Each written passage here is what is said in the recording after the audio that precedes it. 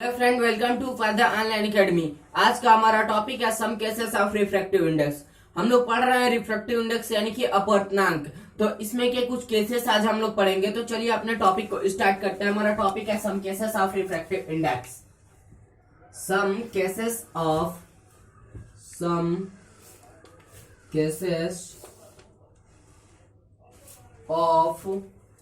Refractive index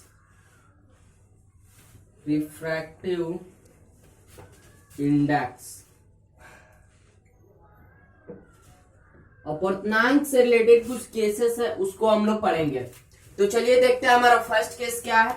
अगर first case के बारे में बात करता हूं, हमें फर्स्ट केस में ये कहा दिया जा रहा है कि refractive index of glass, refractive index of glass.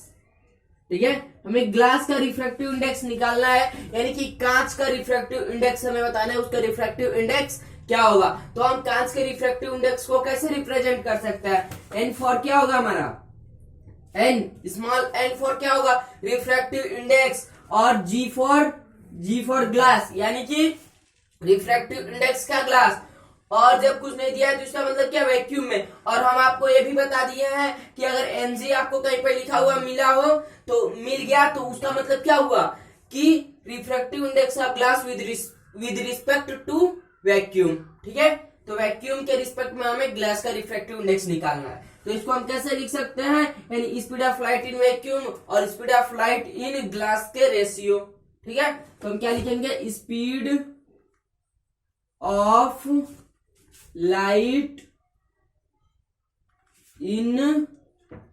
Light in vacuum upon में क्या लिख देंगे? Divided by speed of light in vacuum divided by speed of light in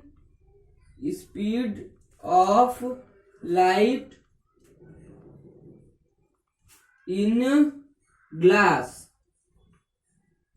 speed of light in vacuum upon में speed of light in glass. अब इसको कैसे लिख सकते हैं? एनजी फॉर क्या लिख सकते हैं हम? एनजी फॉर लिख सकते हैं speed of light in vacuum को क्या लिख सकते हैं? सी लिख सकते हैं, स्मॉल सी को speed of light in vacuum को हम स्मॉल सी से रिप्रेजेंट करते हैं। ठीक है, और ये हो गया। Speed of light in vacuum को क्या लिख सकते हैं? वीजी, यानी कि वेलोसिटी ऑफ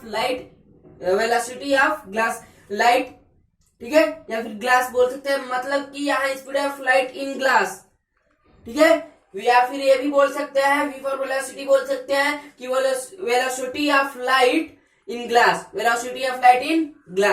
अब इसकी वैल्यू हम लिखेंगे। इसकी वैल्यू क्या होगी? सी, यानी कि speed of light in vacuum क्या होती है? 3 × 10⁸ मीटर पर सेकेंड। और यह मैक्सिमम वैल्यू होती है, सबसे ज्यादा वैल्यू यही होती है। स्पीड ऑफ लाइट अगर कहीं पे सबसे तेज गति में ट्रेवल करती है तो कहां पे करती है? वैक्यूम या एयर में। और कहीं पे अगर मीडियम पे ट्रेवल करेगी तो इससे कम ही उसकी स्पीड होगी, इससे धीरे ही ट्रेवल करेगी। ठीक है, और वीजी क्या होगी? Speed of light in glass क्या होता है? 2 × 10⁸ मीटर पर सेकेंड। अब पूरी वैल्यू हमारे पास कितना आएगी? पूरी वैल्यू अगर हम बात करें तो इससे ये कट गया, इससे ये भी यूनिट नहीं रहेगा। रिफ्रैक्टिव इंडेक्स के पास कोई यूनिट नहीं होता है, refractive index has no unit. और वैल्यू कितना आएगी? 1.5, यानी कि हमारे पास रिफ्रैक्टिव इंडेक्स ऑफ ग्लास कितनी आई? 1.5। और एक पॉइंट क्या है? ये पॉइंट आप याद रखिएगा कि refractive index has no unit. Refractive index has no units. Refractive index के पास कोई यूनिट्स नहीं होते हैं। क्यों नहीं होता है? क्योंकि रिफ्रैक्टिव इंडेक्स क्या है? एक फिजिकल क्वांटिटीज है, भौतिक राशि है, और दोनों की भौतिक राशि क्या है? सेम है। तो इसके कारण क्या होता है कि इसकी कोई यूनिट नहीं होती है। यह हो गया। अब यहाँ पे बताइए, रिफ्रैक्टिव इंडेक्स ऑफ ग्लास तो है, ग्लास का निकाल ली 1.5। अब हमें बताइए कि हम पढ़े थे एक एब्सोल्यूट रिफ्रैक्टिव इंडेक्स और एक पढ़े थे क्या? Relative refractive index. तो यह कौन सा रिफ्रैक्टिव इंडेक्स है? एब्सोल्यूट है या फिर रिलेटिव है? तो चेक क्या करेंगे इसमें, अगर जिसका भी refractive index of medium with respect to vacuum, अगर किसी भी मीडियम का रिफ्रैक्टिव इंडेक्स हमें वैक्यूम के रिस्पेक्ट में निकालना हो तो क्या होगा, वो होगा हमारा एब्सोल्यूट रिफ्रैक्टिव इंडेक्स। हम वैक्यूम के रिस्पेक्ट में ग्लास का क्या निकाले हैं, ग्लास का रिफ्रैक्टिव इंडेक्स निकाले हैं। इसका मतलब क्या कि यह एब्सोल्यूट रिफ्रैक्टिव इंडेक्स है, absolute refractive index, absolute refractive index, यह क्या है, एब्सोल्यूट रिफ्रैक्टिव इंडेक्स। अब एब्सोल्यूट यानी कि क्या, एब्सोल्यूट को हिंदी में हम क्या बोलते हैं, एब्सोल्यूट रिफ्रैक्टिव इंडेक्स को हम निरपेक्ष अपवर्तनांक बोलते हैं। अब यहाँ पे देखिए एब्सोल्यूट रिफ्रैक्टिव इंडेक्स की वैल्यू कितनी है, 1.5, यानी कि हम यह कह सकते हैं कि absolute refractive index in any medium always उसकी क्या होती है, उसका जो वैल्यू आती है ग्रेटर देन 1 आएगी, एक से ज्यादा आएगी। Absolute refractive index of any medium is greater than 1, ठीक है, ग्रेटर देन 1 आएगी एब्सोल्यूट रिफ्रैक्टिव इंडेक्स, क्या आएगा, greater than 1। Absolute refractive index of any medium is greater than 1, ठीक है, ग्रेटर देन 1 बिकॉज क्योंकि हमारी जो C होता है ज्यादा होता है Vm से, यानी C फॉर क्या हुआ, वेलोसिटी, C फॉर क्या हुआ, speed of light in vacuum, speed of light in vacuum ज्यादा होती है वेलोसिटी ऑफ एनी मीडियम, या फिर वेलोसिटी ऑफ एनी मीडियम। हम आपको बताए थे कि सबसे ज्यादा कहीं पे अगर स्पीड ऑफ लाइट होती है तो होती है वैक्यूम में, तो वैक्यूम में स्पीड ऑफ लाइट ज्यादा है, ठीक है, ज्यादा है, और किसी भी मीडियम की स्पीड ऑफ लाइट से ये ज्यादा है, तो इसलिए ये क्या होगा, ग्रेटर देन 1 होगा, यानी कि absolute refractive index of any medium, ठीक है, with absolute refractive index with respect to any medium is greater than 1, एक से ज्यादा आएगी। एब्सोल्यूट रिफ्रैक्टिव इंडेक्स की जो वैल्यू आएगी वह एक से ज्यादा आती है, क्योंकि हमारा जो C होता है स्मॉल c वो ज्यादा होता है वेलोसिटी ऑफ मीडियम से। तो ये था हमारा फर्स्ट केस, आई होप आपको फर्स्ट केस समझ में आ गया हो। अब हम बात करते हैं अपने सेकेंड केस के बारे में। सेकेंड केस देखिए हमारा क्या है,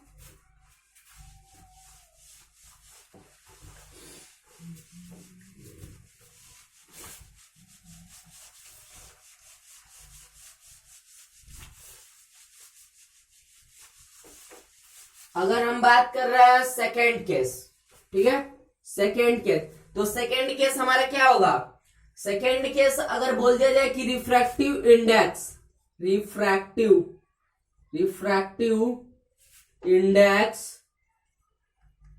ऑफ वाटर का रिफ्रैक्टिव इंडेक्स पूछ दिया जाए आपसे विद रिस्पेक्ट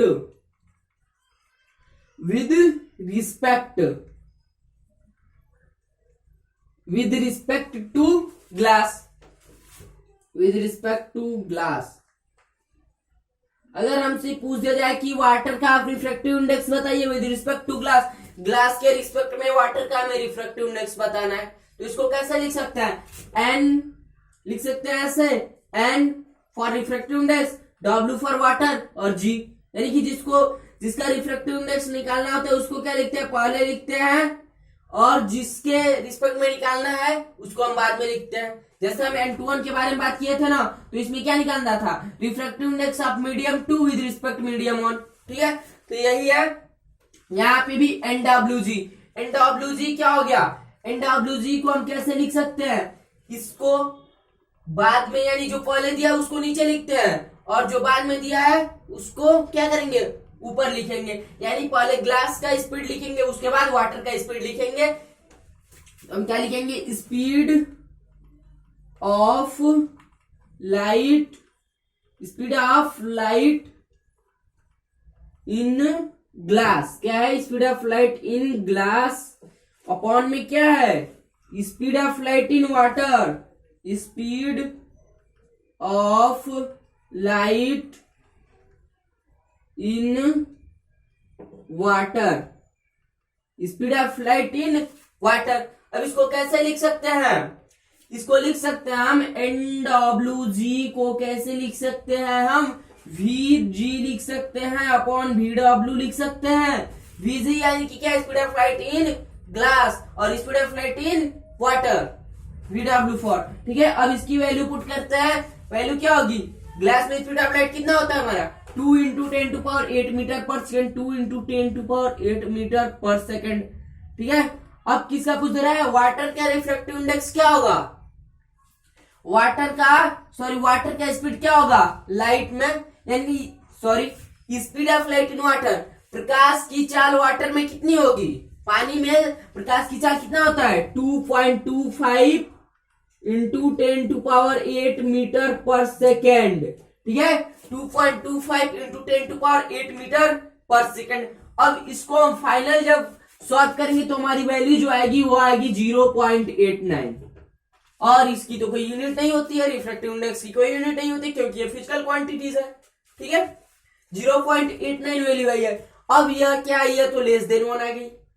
हमने फर्स्ट केस में देखा वो वैल्यू थी किसका, वो आया था हमारा वैल्यू ग्रेटर देन 1 था, 1 से ज्यादा था, लेकिन इसमें हमारी जो वैल्यू आई है वो कितना आई है, लेस देन 1, 1 से कम आ गई वैल्यू। और ये देखिए यह कौन सा रिफ्रैक्टिव इंडेक्स है, ठीक है, कौन सा रिफ्रैक्टिव इंडेक्स है, हमने तो इसमें वैक्यूम की बात ही नहीं किया, एक मीडियम के किसी और मीडियम से अनदर मीडियम से, किसी एक मीडियम को हम अनदर मीडियम से क्या करा रहे हैं, रिफ्रैक्टिव इंडेक्स निकाल रहे हैं विद रिस्पेक्ट, यानी medium one with respect to medium and another medium, ठीक है। हम उसके थ्रू हम रिफ्रैक्टिव इंडेक्स निकाल रहे हैं, तो क्या हो गया, रिलेटिव रिफ्रैक्टिव इंडेक्स, बिकॉज यह रिफ्रैक्टिव इंडेक्स है because the refractive index of any medium with respect to another medium, ठीक है। तो ये क्या हुआ, आप रिलेटिव रिफ्रैक्टिव इंडेक्स यानी कि सापेक्ष अपवर्तनांक, relative refractive index, relative refractive index, ये हो गया हमारा रिलेटिव रिफ्रैक्टिव इंडेक्स यानी कि सापेक्ष अपवर्तनांक, ठीक है। अब देखिए रिलेटिव रिफ्रैक्टिव इंडेक्स या लेस देन 1 होता है, 1 से कम होता है जब हमारा मीडियम 2 ऑप्टिकली रेयर मीडियम है और मीडियम 1 क्या है, ऑप्टिकली डेंसर मीडियम है। देखिए अगर ग्लास और वाटर, कांच और पानी में आप कंपेयर कर रहे हैं तो इनमें कौन सा ऑप्टिकली रेयर है, कौन सा ऑप्टिकली डेंसर है, तो हमें यह पता है कि जिस मीडियम में स्पीड ऑफ लाइट ज्यादा होगी वो ऑप्टिकली रेयर मीडियम होगा, और जिस मीडियम में स्पीड ऑफ लाइट कम होगी वो क्या होगा, हमारा ऑप्टिकली डेंसर मीडियम। तो स्पीड ऑफ लाइट कम है ग्लास में, यानी कि मीडियम 1 हमारा कौन है, मीडियम 1 क्या है हमारा, मीडियम 1 ऑप्टिकली डेंसर मीडियम, और मीडियम 2 जो है हमारा वह क्या है, ऑप्टिकली डेंसर मीडियम। मीडियम 1 हमारा जो है, मीडियम 1 का क्या है, ऑप्टिकली रेयर, मीडियम 1 क्या है, ऑप्टिकली डेंसर मीडियम, ठीक है, डेंसर मीडियम यानी कि सघन माध्यम, ठीक है। और मीडियम 2 हमारा क्या है, मीडियम 2 जो है हमारा होगा रेयर मीडियम या फिर रेयर मीडियम, ठीक है। रेयर मीडियम को क्या बोलते हैं, विरल माध्यम। अब जब यानी कि मीडियम 1 हमारा डेंसर मीडियम है, मीडियम 2 रेयर मीडियम है, तो हमारा वैल्यू क्या है, लेस देन 1 आई है। तो ये था हमारा सेकेंड केस था जो कि refractive index of water with respect to glass. तो ये था हमारा सेकेंड केस। अब हम बढ़ते हैं अपने नेक्स्ट केस की तरफ। नेक्स्ट केस हमारा है, देखिए कि क्या है, थर्ड केस क्या है हमारा, वो क्या है, मल्टीप्लीकेशन का केस है एक, देखते हैं वो क्या कहता है। चलिए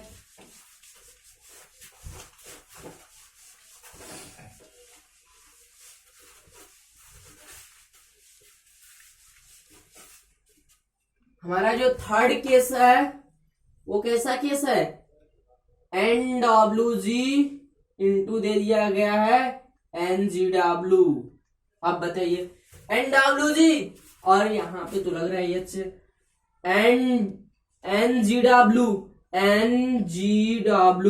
NWG इंटू क्या है, NGW, ठीक है। इसका मतलब क्या हुआ, NWG का मतलब क्या हुआ कि हमें वाटर का रिफ्रैक्टिव इंडेक्स निकालना है ग्लास के रिस्पेक्ट में। Refractive index of water with respect to glass into refractive index of glass with respect to water. ठीक है, तो इसको कैसे लिख सकते हैं हम? इसको लिख सकते हैं हम कि क्या लिखेंगे, रिफ्रैक्टिव इंडेक्स।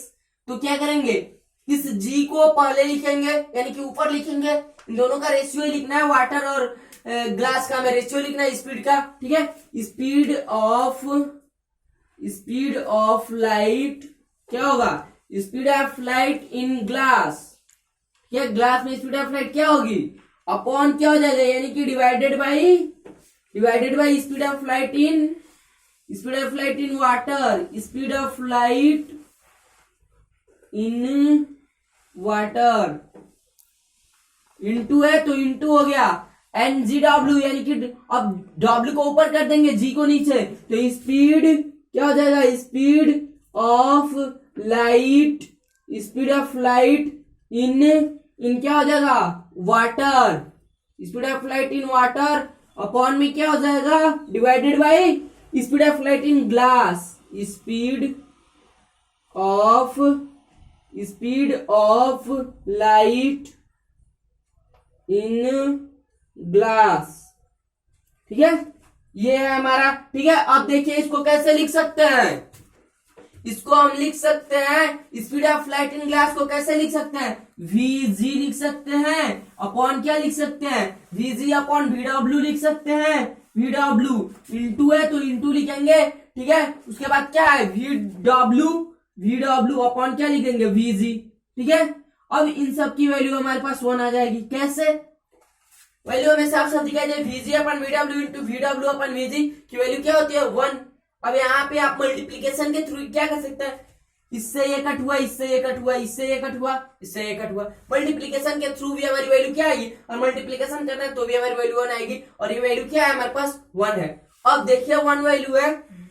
ठीक है, यानी कि क्या, अगर मान लीजिए VG अपॉन VW, इसको क्या लिख सकता है हम, ये फिर इस फॉर्म में लिख सकते हैं, NWG लिख सकते हैं। देखिए NWG हो गया, NWG इक्वल क्या होगा, अब इसको हम क्या करेंगे, इसको NGW और इसको उल्टा करेंगे। ठीक है, यानी कि 1 को ऊपर कर लेंगे, या फिर इस, अगर मान लीजिए यहाँ पे क्या कर रहे हैं VW अपन VG, तो इसको क्या लिख देंगे NGW। ठीक है, लिख सकते हैं ना, NGW 1 है हमारे पास, तो 1 को इस साइड ले लेंगे। ठीक है, 1 को यानी इधर ऑब्जर्व कर ले रहा है, तो क्या हो रहा है, NWG इक्वल क्या हो जाएगा, 1 अपॉन हो जाएगा NGW। ठीक है, इतनी बात समझ में आ गई। अब देखिए क्या है, अब मान लीजिए फिर जनरली, मान लीजिए इन जनरल में क्या मान सकते हैं आप, कि इन जनरल में आप क्या हो सकता है कि हमारा N21 जो है वो क्या हो सकता है, 1 अपॉन N12 हो सकता है ना, N21 इक्वल 1 अपॉन N12 हो सकता है, यानी कि रिफ्रैक्टिव इंडेक्स मीडियम 1 का विद रिस्पेक्ट मीडियम 2। ठीक है, ये हो गया हमारा। अब देखिए यहाँ पे आल्सो, यानी कि हमेशा क्या हो जाएगा, आल्सो जो हमारा है N21। अब देखिए N21 को क्या लिख सकते हैं हम, N21 को क्या लिख सकते हैं, V2 यानी V1 अपॉन V2 लिख सकते हैं। N21 को लिख सकते हैं V1 अपॉन V2। कैसे लिख सकते हैं, speed of light in medium 1 upon speed of light in medium 2 and V1 upon V2। अब इसको क्या लिख सकते हैं, CY V2 अपॉन क्या लिख सकते हैं, CY V1। ठीक है, ये कैसे आया, C यानी speed of light in vacuum upon speed of light in vacuum upon क्या हो जाएगी, speed of light in medium 2। V1 को क्या लिख सकते हैं हम, C अपॉन V2 यानी speed of light in vacuum upon क्या हो जाएगी, speed of light in medium 2, और इसको speed of light in vacuum upon क्या हो जाएगी, speed of light in medium 1। ठीक है, अब इसको इतना लिख दें। अब इसको हम पूरा लेकर के क्या लिख सकते हैं, इसको जब इतना हमने कर दिया तो क्या लिख सकते हैं, इसको N2 अपॉन N1 लिख सकते हैं। ठीक है, क्या लिख सकते हैं, N2 अपॉन N1 लिख सकते हैं। तो हमारे पास जो फाइनली आंसर आ रहा है वो क्या आ रहा है? फाइनली आंसर n21 की वैल्यू हमारे पास कितनी है? n21 इक्वल क्या आ जा रहा है? n21 equal n2 upon n1, n2 upon n1, यानी कि n21 की refractive index of medium 2 with respect medium 1 equal क्या हो सकता है? Refractive index of medium 2 upon क्या हो जाएगा? Refractive index of medium 1। तो ये था हमारा थर्ड केस। हमने 3 केस देखे इसके रिफ्रैक्टिव इंडेक्स के। आई होप आपको ये तीनों केस समझ में आ गया हो।